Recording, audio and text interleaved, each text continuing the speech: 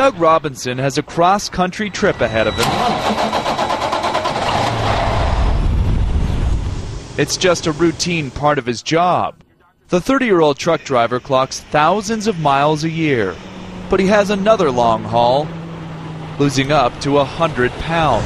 The challenges that you have out on the road, besides, being away from your family and things like that, is, eating.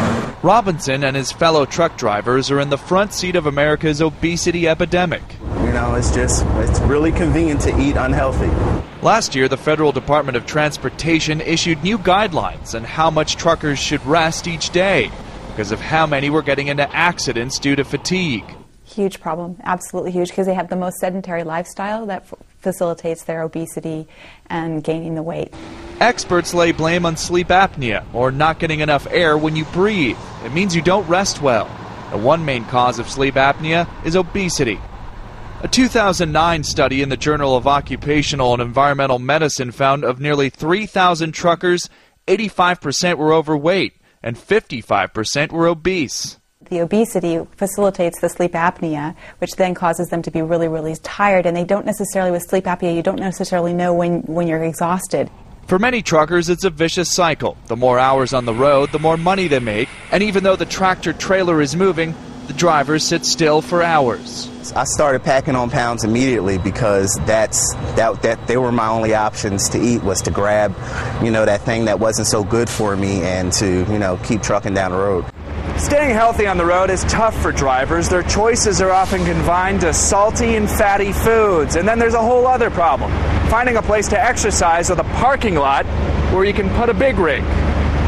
A lot of gyms, I've noticed, won't have the parking area. It's a very basic but big obstacle in getting truckers to exercise: space. But a chain of gyms hopes to change that. Trucker Wendell Henderson manages to pump iron between road trips at Snap Fitness. When I'm out of shape, I'm tired all the time, so I'm not able to drive. I feel fatigued.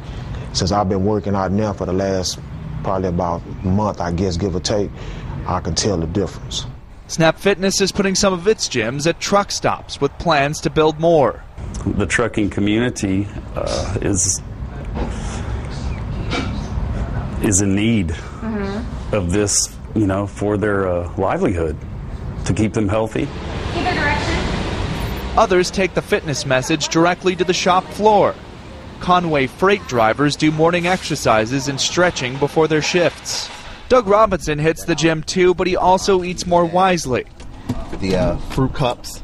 He's also taking part in a weight loss challenge through his company U.S. Express. And while Doug's on the road, he makes time to run his own wheels with a daily walk. Once I got into the program and I started losing weight, I had a boost of energy. I saw that I slept better, I breathed better, and overall I drove better. I just started feeling great.